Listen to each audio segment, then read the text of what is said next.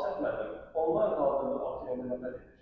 Əslində bizdə onlayn hazırlıqla bağlı çox mənfi düşüncələr var. Biz fikirləşirik ki, uşaq onlayn hazırlıqla məşğul olanda lazımi məlumatı almır, lazım qədər, lazım istənilən savadlılıq mərtəbəsinə yüksələ bilmir. Bu isə bizim sadəcə bir problemimizdir.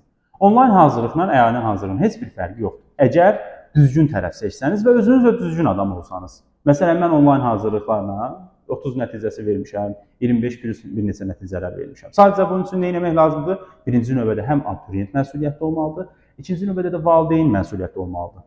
Onlayn hazırlıqlarda təbii ki, görüntü açılır, amma elə bir zamanada yaşayırıq ki, uşaqlar istədiyi təqdirdə müəllimi asanlıqla aldada bilərlər. Bunun qarşısını kim ala bilər? Valideyn. Valideynlər hal-hazırda elə fikirləşirlər ki, müəllim bir internatdır və uşağı tulladım valideyni müəllimin yanına və bitdi. Missiyan qutardı.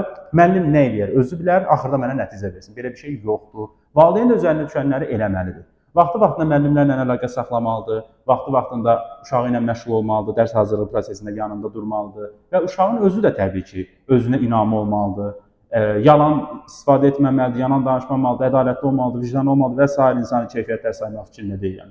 Bəs yaxşı, onlayn hazırlıqdan istifadə edən abituriyentin üstünlükləri nə olur? Onları sayın. Məsələn, birinci növbədə vaxt itirmir, öz evində, rahat şəraitdə, dərsinə qoşulur, hazırlığını keçirir, sonra da yerində öz evində həyat fəaliyyətini davam etdirir.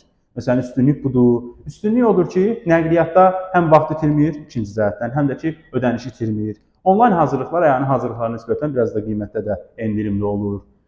Bu məsələlərə görə bizdə o mifi parçalamaq lazımdır ki, onlayn hazırlıq düzgün bir şey deyil. Onu parçalayıb hazırlığa qoşmaq lazımdır. Uşaqlar gedir müxtəlif müəllimlərin yanına hazırlaşırlar.